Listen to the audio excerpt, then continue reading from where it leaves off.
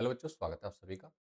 आज की वीडियो में हम क्लास 10 सामाजिक के चैप्टर 3 का वन शॉट देखेंगे, जिसमें हम क्विक रिवीजन में 15 से 20 मिनट के अंदर पूरा चैप्टर देखेंगे। सारे इंपॉर्टेंट क्वेश्चन जिन टॉपिक से आपके एग्जाम में क्वेश्चन बनते हैं, सारे इंपॉर्टेंट टॉपिक हम यहाँ पे कवर करने वाले हैं। चैप्टर का नाम है जल संसाधन, अध्याय 3 है आपका। तो चलो बढ़ते हैं आगे और बिना टाइम गंवाए आगे। और इसके नोट्स भी आप लोगों को मिल जाएंगे हमारे उसमें।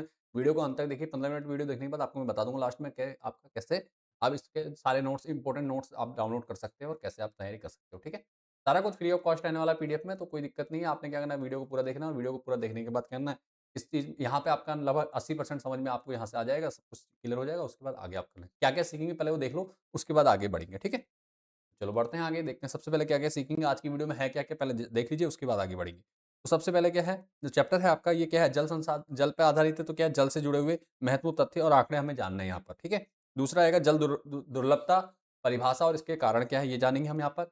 इसके अलावा बहुउद्देशीय नदी परियोजनाएँ और उनमें जुड़े विवाद, ठीक है? उसमें जुड़े हुए विवाद, ठीक है? ये सब चीज़ें जानेंगे। वर्षा जल संग्रह, पारंपरिक और आधुनिक तकनीकें क्या होती हैं, ये जानना है। बस ये 4 टॉपिक हैं आपके जो इम्पोर्टेंट हैं। थोड़ी देर की वीडियो है, 5-5 मिनट में सारे टॉपिक क्लियर हो जाएंगे, सारे क्वेश्चन इनसे रिलेटेड सब समझ में आ जाएँगे आराम से। और कम से कम 16 नंबर बनते हैं यहाँ से भूगोल से आपके, ठीक है? 16 से 21 नंबर का आपका नॉर्मली बनता है, 4 नंबर मैथ के होते हैं, बाकी लगभग 16-17 नंबर आपके थ्योरी से बनते हैं और बहुत ईज़ी है, आराम से आप कर सकते हैं। चलो बढ़ते हैं आगे, पहला टॉपिक है, पृथ्वी पर जल की स्थिति क्या है, पहले ये जान लीजिए। ठीक है? तो पृथ्वी पे जो कुल जल उपलब्ध है वो कितना है? पृथ्वी का 3/4 भाग है। मतलब जल कितना है? 3/4 है। पृथ्वी का 3/4 भाग क्या है? जल है। ठीक है? अगर हमने कहा 100 लीटर पानी टोटल है, तो उसमें से क्या 3/4 मतलब पृथ्वी में जल है। मतलब टोटल पृथ्वी का ये पूरा एरिया क्या 3/4 कह रहे हैं, तो व 75% मतलब क्या है? जल है हमारी पृथ्वी पर, ठीक है? बाकी भूमंडल है, ठीक है? अब इसमें देखो पृथ्वी का लगभग 3/4 भाग क्या हिस्सा क्या जल से ढका हुआ है, ठीक है? जो पृथ्वी, समुद्र, महासागर आपको पता है, ठीक है? वो सब है। इसके अलावा खारा पानी कितना है इसमें से? ये जो 75% बताया, 3/4 भाग, उसका 96% तो खारा पानी जो समुद्रों में है, ठीक है? जो समुद्रों में है वो कितना है? खारा पानी है, ठीक है? तो ये क्या है? उसको लवणीय जल भी कहा जाता है, ठीक है? खारा पानी या लवणीय जल कहा जाएगा। 96.5% भाग, ठीक है? ये क्या है? महासागरों में है। इतना तो क्या है? महासागरों में। इसके अलावा जो अलवणीय जल है, वो कितना है? केवल 2.5 है। कितना है बेटा? 2.5 है, जो पीने योग्य है। अर्थात फ्रेश वाटर जिसे कहा जाता है, ठीक है? फ्रेश वाटर, पीने योग्य जो पानी है, जिसका हम खाने-पीने में यूज़ कर सकते हैं, वो कितना है? सिर्फ़ 2.5 है। बाकी जो 90.6% है, वो किसमें है? वो आपका कैसा खारा पानी है, ठीक है? तो आगे देखते हैं इसके बाद क्या है, फ्रेश वाटर, इसका भी 70% हिस्सा क्या है? बर्फ है। जो 2.5 है, इसका भी लगभग 70% जो हिस्सा है वो किसमें है? बर्फ बना हुआ है, बर्फ के रूप में है, ठीक है? के रूप में जमा हुआ, आइस वाटर है ये, ठीक है? आइस शीट कह सकते हैं इसको, क्लियर है? यहाँ पे दिया हुआ अलवणीय जल कितना है? सिर्फ ये है, देखो येलो कलर वाला, और उसमें भी 70% क्या है? बर्फ से ढका हुआ है, ठीक है? डायग्राम के साथ सीखेंगे बहुत अच्छे से। पूरी वीडियो देखिए, 5-10 मिनट के अंदर वीडियो निपट जाएगी हमारी, ठीक है? चलो इसको मैं हटा ही देता हूँ, इसकी ज़रूरत फ़िलहाल है नहीं, ठीक है? चलो, तो ये समझ में आ गया। अब इसके बाद देखो नवीनीकरण कैसे होता है जल का? जल नवीनीकरण योग्य संसाधन कैसे है, देखो जल। तो नवीनीकरण कैसे होता है जल का? सीधी-सी बात है, जल समुद्र से जलवाष्प बनता है, उसके बाद बादल, बादल के बाद क्या होता है? ये वर्षा होती है, वर्षा के बाद पानी फिर भूमि पे आता है। ये क्या है? चक्र होता है, ये जल चक्र चलता है हमारी उसमें, ठीक है? तो जल, जलीय चक्र और द्वारा हमेशा नवीनकृत रहता था। जो जल है वो कैसे होता है? जलीय चक्र के द्वारा। तो जल क्या होता है? समुद्रों से वाष्प बनती है, वाष्प बादल बनती है, बादल से फिर वर्षा होती है, वर्षा से फिर वर्षा होगी, तो फिर जल कहाँ आएगा? भूमि पे आ जाएगा, ठीक है? ये सर्कल चलता रहता है। इसी को क्या कहते हैं? जल जल चक्र कहते हैं, ठीक है? पानी का एक तरफ से घुमाव कहलाता है, ठीक है? जल, और यही क्या करता है? इसको, जल को नवीनीकरण कर देता है, इसको नया बना देता है फिर से वापस, ठीक है? चलो आगे बढ़ते हैं इसके बाद। जल दुर्लभता क्या होती है? ठीक है? तो जल दुर्लभता का मतलब क्या है? जब किसी क्षेत्र में उपयोग के लिए उपलब्ध जल की मात्रा क्या हो? जल की माँग से कम हो। अर्थात जितनी आवश्यकता है जल की उस क्षेत्र में, उससे कम अगर आपूर्ति हो पा रही है, ठीक है? कम जल है वहाँ पे, तो वो क्या है? जल दुर्लभता कहलाता है, ठीक है? परिभाषा समझ में आ गया होगा। इसको अच्छे से देख लीजिएगा। उस विशेषज्ञों के अनुसार क्या है? विशेषज्ञ कौन? फाल्कन मार्क, स्वीडिश विशेषज्ञ हैं, ठीक है? फाल्कन मार्क के नाम से इनका नाम। तो यदि किसी व्यक्ति को प्रतिदिन 1000 घन मीटर, ठीक है, 1000 घन मीटर से कम जल मिलता है, तो वह जल की कमी वाला क्षेत्र है, ठीक है? कितना? 1000 घन मीटर।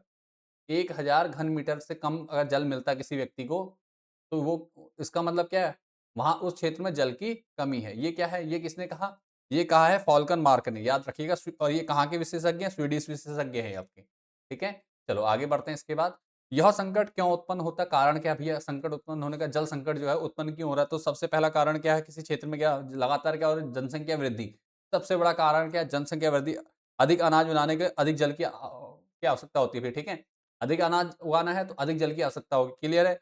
बढ़ती जनसंख्या सबसे पहला कारण। उसके औद्योगीकरण, उद्योगों द्वारा भारी मात्रा में जल का उपयोग और प्रदूषण होता है, ठीक है? एक तो जल का उपयोग भी अधिक मात्रा में होता है और उसके बाद जल प्रदूषण भी क्या होता है, बहुत अधिक मात्रा में होता है, किसके कारण? उद्योगों के कारण। नंबर 3 शहरीकरण, शहरों में जल और ऊर्जा की लगातार बढ़ती मांग।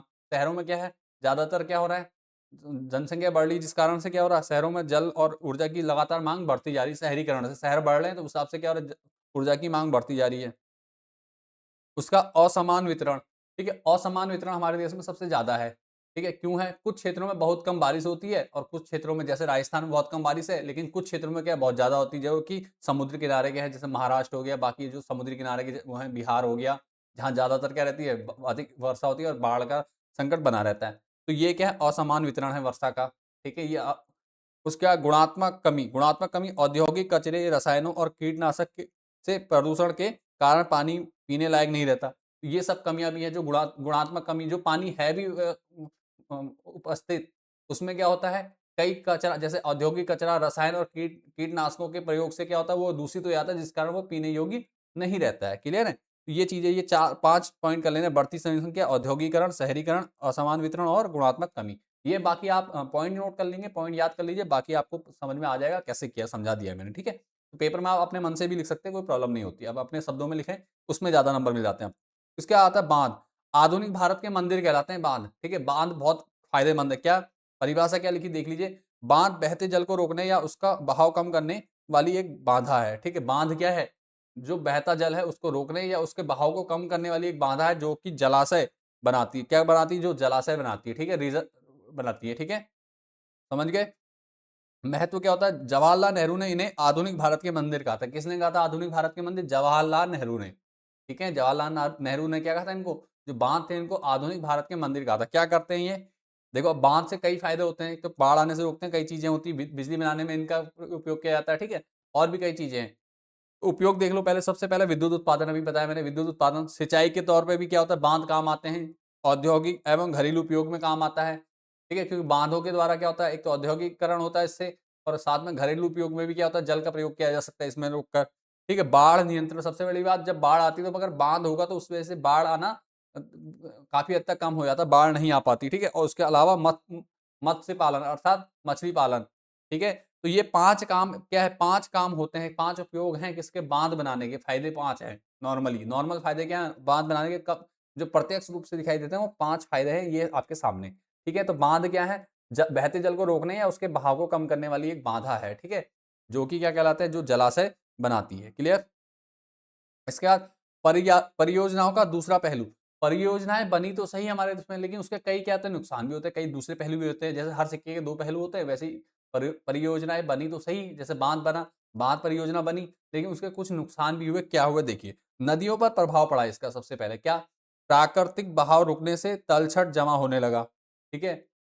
ठीक है? तलछट जमा होने लगा, ध्यान दीजिए। प्राकृतिक बहाव, सीधी-सी बात है, जब क्या होगा, पानी को हम रोक देंगे बाँध बना करके, तो जो प्राकृतिक बहाव है नदियों का, वो क्या होगा, कम हो जाएगा या रुक जाएगा, जिस वजह से क्या होगा, वहाँ कूड़ा-कचरा, सब ये सब चीज़ें होने लगेंगी। उसका दूसरा, जलीय जीवों के जीवन पर नकारात्मक प्रभाव पड़ा। अब देखो, किसी भी नदी या तालाब, या तालाब तो नहीं, किसी भी नदी में अगर जीव-जंतु होंगे और वहाँ का पानी का बहाव कर दिया जाएगा, तो वहाँ उस जल में रहने वाले क्या होंगे, जो आपके जीव हैं, उनके जीवन पे क्या होगा, नकारात्मक प्रभाव पड़ेगा, ठीक है? तो ये प्रॉब्लम हुई थी किससे, बाँध बनाने से। इसके अलावा सामाजिक आंदोलन, सामाजिक आंदोलन भी क्या हुआ, देखने को देखे गए। स्थानीय लोगों ने विस्थापन के कारण क्या किया, विरोध किया, क्योंकि सीधी-सी बात है, जहाँ बाँध बनेगा, वहाँ जो पब्लिक रहती होगी, जहाँ वहाँ के जो गाँव के लोग होंगे, उनको क्या कराएगा, दूसरी जगह विस्थापित किया जाएगा। इसका क्या करा, लोगों ने विरोध किया, सामाजिक आंदोलन हुए। इसको क्या कहते हैं, इस टाइप के जो आंदोलन होते हैं, वो कहलाते हैं सामाजिक आंदोलन। क्यों हुए थे? विस्थापन के विरोध में हुए थे, ठीक है? इसके जिसके उदाहरण क्या है, नर्मदा बचाओ आंदोलन। नर्मदा बचाओ आंदोलन इंपॉर्टेंट है, याद रखना। दूसरा है टिहरी बांध आंदोलन। ये दोनों आंदोलन क्या रहे, काफी उग्र रहे थे, ठीक है? काफी बड़े स्तर पे रहे थे, काफी इनका रहता है, आपके बुक में पढ़ाया है एनसीईआरटी में, तो इसको देख लेना, ठीक है? नर्मदा बचाओ आंदोलन और टिहरी बांध आंदोलन, ये क्या है, दोनों जगह क्या विस्थापित हुए, ये दोनों जगह बांध बनने की वजह से हुआ था, ठीक है? उसके बाद अगला देखो, बाढ़ का कारण, अत्यधिक वर्षा होने पर बांध भी बाढ़ का कारण बन सकते हैं। ठीक है, जब अत्यधिक वर्षा होती है तो बांध भी क्या करते हैं, बाढ़ का कारण बनते हैं। क्यों? क्योंकि वहां पे भी वाटर लेवल अगर एक सीमा से ऊपर होने लगता है तो वहां पे भी क्या होता है, संभावनाएं बाढ़ की रहती हैं। और कभी कभी दुर्घटनावश क्या हो जाता है, अगर और ज्यादा अधिक वर्षा हो जाएगी तो बांध टूटने का, जिसको कहते हैं टूट जाएगा बांध, तो वो कारण इसका क्या रहता है, बाढ़ आने का कारण रहता है। तो ये 3 पॉइंट मेन याद रखने आपने। नदियों पे प्रभाव, एक तो प्राकृतिक बहाव रुकने से तलछट जमा होना अर्थात गंदगी जमा होना वहां साइड में, ठीक है। दूसरा, जलीय जीवों के कारण जलीय जीवों के जीवन पे नकारात्मक प्रभाव, सामाजिक आंदोलन विस्थापन के कारण, ठीक है, जिसमें नर्मदा आंदोलन और टिहरी बांध आंदोलन मुख्य थे, ठीक है। उसके बाद बाढ़ का कारण, अत्यधिक वर्षा होने पर बाढ़ का कारण क्या होते हैं, बांध भी क्या होते हैं, बाढ़ का कारण होते हैं। तो ध्यान दीजिए। अगले में चलते हैं, जल संरक्षण का परंपरागत ज्ञान। ठीक है, जल संरक्षण का जो परंपरागत ज्ञान था वो क्या है, देखो, गूल और कूल। ठीक है, गूल और कूल पश्चिमी हिमालय के क्षेत्रों में सिंचाई के लिए बनाई वाहिकाएं। ठीक है, इस प्रकार से देखो वाहिकाएं बनती है। ठीक है, नालियां जिसे कहते हैं। आजकल तो ड्रेनेज हो गए ना, आजकल सीमेंटेड ड्रेनेज हो गए, लेकिन पहले क्या होता था, जो हिमालय पश्चिमी हिमालय के जो खेत थे, ठीक है, जो पश्चिमी हिमालय अर्थात हमारे हिमाचल, उत्तर प्रदेश, सॉरी उत्तराखंड वाले जो क्षेत्र एरिया है, और बाकी हमारा कहते हैं उत्तर प्रदेश, यहाँ आपने देखा होगा नालियों का वो है, ठीक है, ड्रेनेज सिस्टम। ये इस टाइप से क्या होता है, खेतों में पानी लगाया जाता है। ठीक है, विशेषकर पहाड़ी इलाकों में दिखा रखा है, तो इसको ध्यान देना। ठीक है, तो ये क्या हिमालय, पश्चिमी हिमालय में खेतों की सिंचाई के लिए बनी हुई वाहिकाएं। ठीक है, वाहिकाएं मतलब नालियां ये।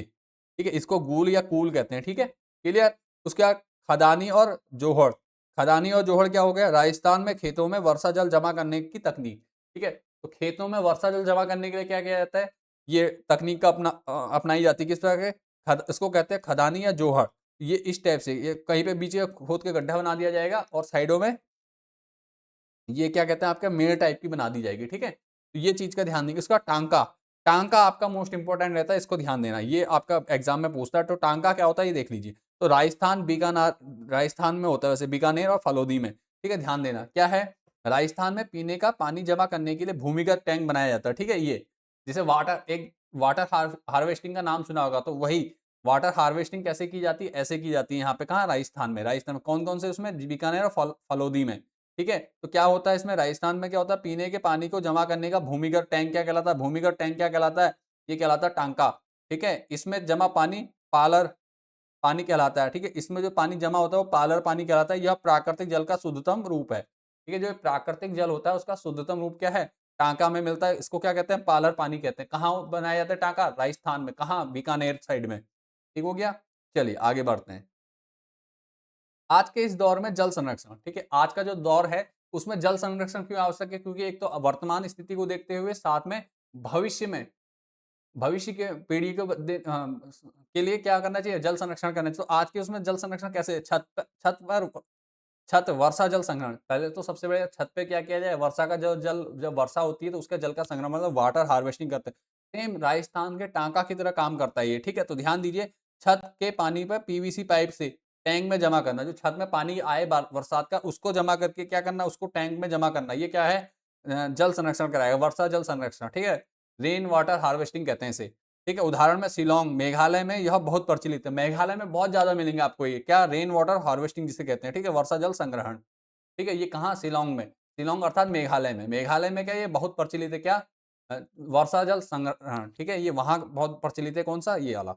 इसका बांस ड्रिप सिंचाई प्रणाली, बांस ड्रिप सिंचाई प्रणाली क्या कहलाती है, ये भी मेघालय में ही है। मेघालय में 200 साल पुरानी विधि है, जिसमें बांस के पाइप से पौधों तक पानी पहुंचाया जाता है। ठीक है, पौधों तक सीधे पाइप से पानी पहुंचाया जाता है, ये प्रोसेस है। आपने आजकल यहाँ भी देख लिया होगा, लोकल में भी आपको दिख जाता है आजकल, लेकिन उसमें पाइप कौन से, बांस की जगह प्लास्टिक के पाइप लगे जाते हैं। उस पर क्या होता है, फुब्बारे लगे होते हैं ना, फुब्बारे वाला जो प्रोसेस है वो आजकल देखा होगा, कई खेतों में देख लिया होगा आपने अब, क्योंकि अब नॉर्मल चीजें हो गई। तो ये क्या है, ये मेघालय से स्टार्ट हुआ था शुरुआत में। 200 साल पुरानी परंपरा है आपकी। ठीक है, वहां की 200 साल पुरानी की बांस के जो बम्बी होते हैं, क्या कहते हैं, पाइप होते हैं, हाँ, बांस बांस बांस है, जो बीच में खोखल करके, खोखला बांस जो होता है, खाली बांस। ठीक है, उसमें क्या होता है, पाइप लगाया ऐसे करके पेड़ों में सीधे पानी, इससे क्या होता है, पानी की खपत कम होती है। क्यों, पानी वेस्ट कम होता है। उसके बाद कानूनी अनिवार्यता। ठीक है, तमिलनाडु में देश का पहला राज्य बना है जहां घर बनाने में ढांचा अपनाया जाता है। कौन सा, रेन वाटर हार्वेस्टिंग, जिसे वर्षा जल संग्रहण के लिए क्या करते हैं, ये वाला ढांचा कहाँ अपनाया जा रहा है आपका? सीधी सी बात है, तमिलनाडु में ये कंपलसरी कर दिया है। मेघालय में तो किया जाता ही है ये, लेकिन तमिलनाडु में अगर कोई व्यक्ति नया घर बनाएगा तो उसको क्या करना होगा, इस प्रकार से रेन वाटर हार्वेस्टिंग का टैंक जरूर बनवाना होगा अपने घर में, ठीक है। तो पहला काम उसका ये है, ठीक है। तो ये 3 चीजें ध्यान में रखना, क्या? छत पर वर्षा जल संग्रह, दूसरा बांस ड्रिप सिंचाई, ठीक है। तो तीसरा कानूनी अनिवार्यता कहाँ है? तमिलनाडु में है, ठीक है। ध्यान दीजिएगा। आगे बढ़ते हैं। इसके बाद मुख्य बातें अभी तक क्या पढ़ लिया आपने? देखो, मुख्य बातें थी, पृथ्वी पर पीने योग्य पानी, जो मीठा पानी जिसे कहते हैं, मीठा पानी भी कहा जाता है इसको, कितना है? 2.5 है, जिसमें 2.5 का भी 75% क्या है? बर्फ के रूप में है, ठीक है। बढ़ती जनसंख्या, औद्योगिकरण और प्रदूषण से जल दुर्लभता के मुख्य कारण, ये 3 क्या है? बढ़ती जनसंख्या, औद्योगिकरण और प्रदूषण, जल दुर्लभता के क्या है? मुख्य कारण। ये 3 जो है मुख्य कारण है किसके? जल की कमी के, ठीक है। उसका बांध विकास के लिए महत्वपूर्ण है, लेकिन इनके सामाजिक और पर्यावरणिक नुकसान भी हैं, ठीक है। बांध का फायदा तो है, 5-6 फायदे तो हमने गिनाए थे अभी आपको, लेकिन इसका कुछ नुकसान भी है। क्या होता है? बताया था अभी आपको, ठीक है। तो वर्षा जल संग्रह, वर्षा जल संग्रह जल संरक्षण का एक प्रभावी और टिकाऊ उपाय है, ठीक है। वर्षा जल संग्रहण क्या है? जो जल संरक्षण का एक सबसे प्रभावी और टिकाऊ उपाय है, इसका ध्यान रखना। उसका तमिलनाडु वर्षा जल संग्रह को अनिवार्य बनाने वाला पहला भारतीय राज्य है, अभी बताया था थोड़ी देर पहले। तो ये देख लीजिए, तमिलनाडु क्या वर्षा जल संग्रह जो है, रेन वाटर हार्वेस्टिंग को अनिवार्य बनाने वाला पहला भारतीय राज्य है। क्लियर हो गया?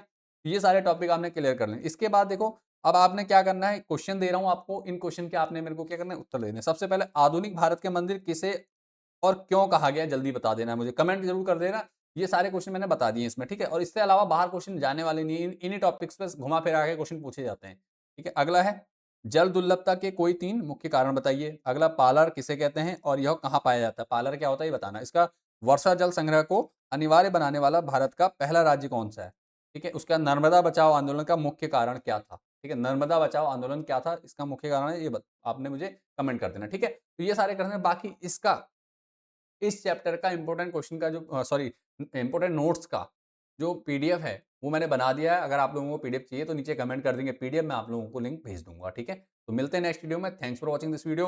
कोई भी डाउट हो किसी क्वेश्चन या किसी टॉपिक को लेकर के कमेंट कर देंगे। मिलते हैं बेटा अगले वीडियो में। सभी को बोर्ड एग्जाम के लिए ढेर सारी शुभकामनाएं।